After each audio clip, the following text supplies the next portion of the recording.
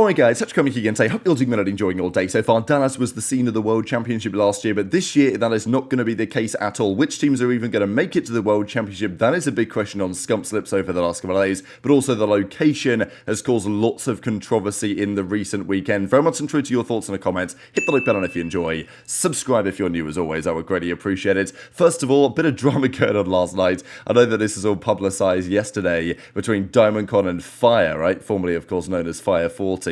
And, you know, I don't really know what's going on here, but I thought there was some pretty entertaining screenshots. Hopefully these boys calm down and it's all well, because, you know, I don't really understand some of this stuff sometimes. But, yeah, whatever, it's Challengers drama, it is what it is. I know that this weekend took it out of many players, especially on the Challenger side, because there was lots of problems over there with the event, and in the end it was the OpTic guys with Arcetes and co that won the entire thing. So they might be well positioned given the roster changes that we discussed earlier on today. But plenty to get into this evening as well, right? Because, of course, here are the boys on the OpTic watch party. Yesterday, Nadeshot came through for that Thieves series against Toronto, and of course, it did not go the way that he might have liked it to. We were very fortunate enough to have, you know, access to a suite on the other side of the venue. The OpTic boys and the CDL, as always, very accommodating, so always appreciate it. But FaZe ended up winning the tournament, right? And there were some questions on whether they become a dynasty as a result of this result, because, you know, they became the first team since the dynasty to ever win 3 in a row, since the OpTic dynasty, of course, to win 3 tournaments in a row, and that was like 9 years ago, 8 years ago, I think it was 9 years ago, the last time OpTic actually did that, or any team did that at all. FaZe over the last few years, I mean, obviously they've not won as many world championships as they would want to, and the trio has always been the same for the last few years. The fact that they've stuck it out as well and still been able to execute, that to me is the impressive thing. Drazah feels like the perfect guy for the job. He felt that way at the time, and, you know, still seems true today. I mean, I was making the point last year that I think that FaZe team with Drazah is the best FaZe team they've ever had. And, you know, I felt that was true last year. There were so many moments where I just thought, yeah, this FaZe team is completely built different, better than even they were in Cold War. They didn't really always show that last year. They obviously did win, but they didn't win well enough. OpTic took the World Championship at the end of the year and FaZe fell off. They came, you know, top 6 at Champs. But then they bounced back, won the World Cup, and of course since then they've won everything, you know, over the last couple of events. They didn't win the most recent minor, but apart from that, they've won basically everything so far this year after their difficult hiccup, let's say, at the start of the year in late December, early January. But they put their heads down and they got the job done. So, like, they've only won 1 world championship in their tenure in 2021, but they've won just so many events and they've always been to the grand finals. It's difficult. I mean, as I said earlier today, my opinion on this has tended to be that, you know, it's been the FaZe era, but I wouldn't necessarily have gone as far to say they're a dynasty because they've just not won enough. Now they are starting to win enough to be absolutely in that conversation, I think. The question is, like, you know, how do you backdate it? Do they just become the dynasty now? Like, does the dynasty last from what year to what year? You know, it's a question, really, and maybe it doesn't massively matter. But, you know, the feeling is from the other pro teams that, okay, FaZe are yet again the team that we need to go out here and beat. And, yeah, it's not like everything has been all sunshine and rainbows in that team. There was talk after, of course, the World Championship last year that Cellium might have been gone from the roster. They didn't make the move in the end. They decided to stick it out and wait it out, and Cellium yesterday dropped a 1.72 in the grand finals with a very memorable performance indeed. I thought it was cool that K-Sun as well, of course, he was there this weekend. Here he is with Benjay, and you know, he's got some ideas in the works as well. It was great to run into him this weekend as well. Of course, he had the full FaZe gear on for the Championship Sunday here, and it worked out in the end. He actually came up to our booth when they were playing Surge, and then they lost map 1, and he was like, okay, whatever, I'll dip out and I'll, you know, try and find some better luck elsewhere. And of course, it worked out for him in the end. And the confidence of the FaZe boys as well is pretty immense. I mean, here's Cellium talking all sorts of trash to 04. You don't see this too often, right? I mean, the trash talk this event was legendary.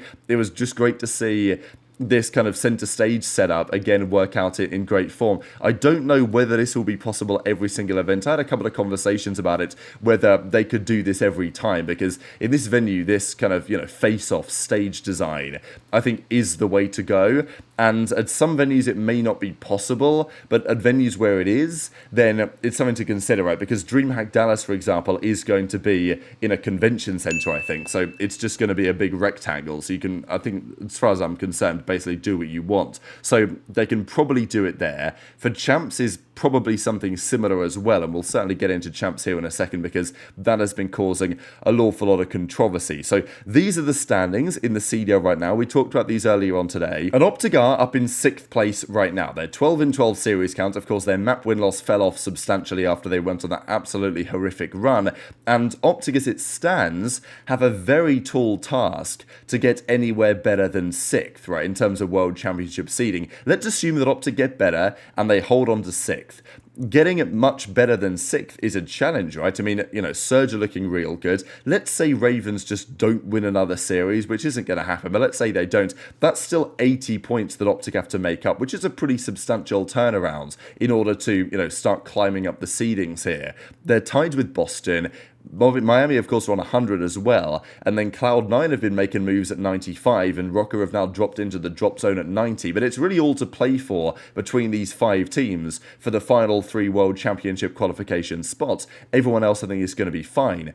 Now, let's say OpTic do end up as the 6th seed. They will currently play the 3rd seed in the first round of the World Championship, which is currently Toronto. And is it likely to stay Toronto? Possibly. I would say that the 3rd seed of the World Championship is almost certainly going to be either Toronto or Surge right now as it stands, because that's the way that their teams are currently looking in terms of trajectory, if you want to look at it that way. Which means that OpTic, of course, you know, they will always have a hard first round game, but it's certainly not the first round game that you might want for OpTic given the way that things currently lie.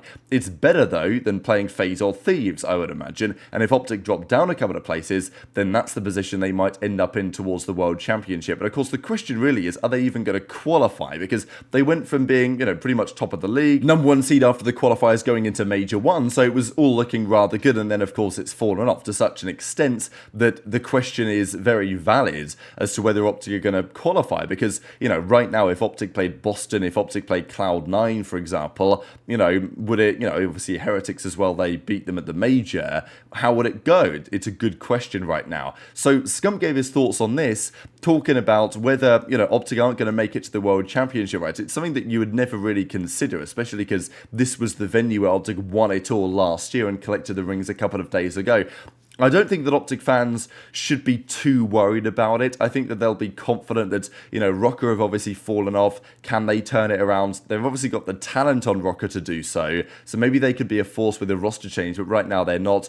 Gentlemeats and Falcons are out of the picture. So, you know, realistically, OpTic just need to stay ahead of Miami and stay ahead of Rocker, and they'll be fine. But as I say, it's not just about qualifying for champs. It's about trying to qualify with a good seeding so that you don't get screwed by FaZe round 1. Like, you know, like you got to beat the best to be the best anyway, but you still ideally don't want to start out the tournament playing FaZe or Thieves. That's how you would picture it right now. So intrigued to your thoughts in the comments below, but this is what Scump has to say. Hopefully they can figure it out, because there's not much time left. You look at the end of this season. There's only 100 qualifier points left in league matches, so it's 10 more league matches, 2 majors, and that's it. So now, making champs becomes a real possibility that we could miss champs. We got to start getting wins. We got to start getting them now. So definitely weird times. Definitely weird times. But I got faith. The good thing is we beat Minnesota and sent them. Look what Scrap said. Riley, pull up those replies real quick. Look what the next said. Oh, God. I mean, I'm sure it's going to be a great event, but location-wise, I can't even lie to you. What happened? Just they announced the location of the Toronto champs, and it's in Kitchener, Ontario. Hour 30 from Toronto. The crowd went mild. Yeah, I mean, I would. Wait, why? Where the crowd? Why? Why would they have Toronto? Why wouldn't they do it in Toronto? You can ask why we don't do it in Dallas. But Frisco's in. We're in Frisco. This is crazy. Toronto's like the best, is one of the best ones. The other big drama, of course, about champs is the location, right? As Scump made very clear indeed. And yeah, it's frustrating really, because there were other options in Toronto, or they could have just done it at the Matamé like they've done for the last couple of years. Everyone that's been to that Toronto event will tell you, sensational event. Right in the heart of the city. Big stadium as well. It's not like there aren't that many seats in there. I mean, I think the capacity is probably like, 2,500. It's not what they might like. I mean, look, would they like to sell 5, 6, 7,000 tickets for champs? Sure, they probably would. And that's why they're thinking, okay, let's do it in another venue. The problem is you go to Kitchener and good luck getting anyone to actually go there. Okay, they're going to put on shuttle buses and stuff to get people out there for, but you know, like, look, if I'm going to go over there for the World Championship, which we probably are still going to do, I'm not just going to go to Kitchener for a few days and come back. Like, I'm going to have to make a holiday out of it. Like, I'm going to have to go over there to Toronto, spend a few days there, head up to Kitchener for the event, head back maybe. I don't know. It's going to be a weird one, but it's not exactly ideal. Obviously, Scump's not very happy about it. But look, there's still going to be some big interest, right? It is the World Championship after all, and it's going to be at a big venue that has the capacity to make it, you know, look pretty spectacular. I'm sure that the event itself, once you're there, is going to be a great time. Toronto always execute well on their events. What they've not executed well on is the location, as far as I'm concerned.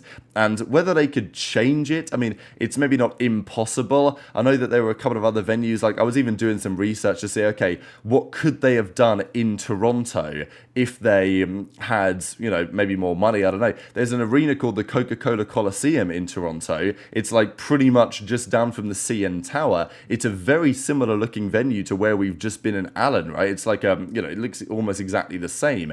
And it looks like a pretty perfect champs venue, but not a venue that they chose, maybe because the money wasn't right. And it's a frustrating part we're in for the league, where they're trying to sell more tickets and therefore they try a different venue in Toronto for the World Championship, but instead of choosing a more sensible venue, they could even go to, you know, Mississauga, right, just down the road. Maybe there were some more venues there. The fact that they're so out of the way, I think that's what's causing a lot of frustration from, you know, pretty much anyone right now. But definitely intrigued to your thoughts on all this stuff in the comment section below.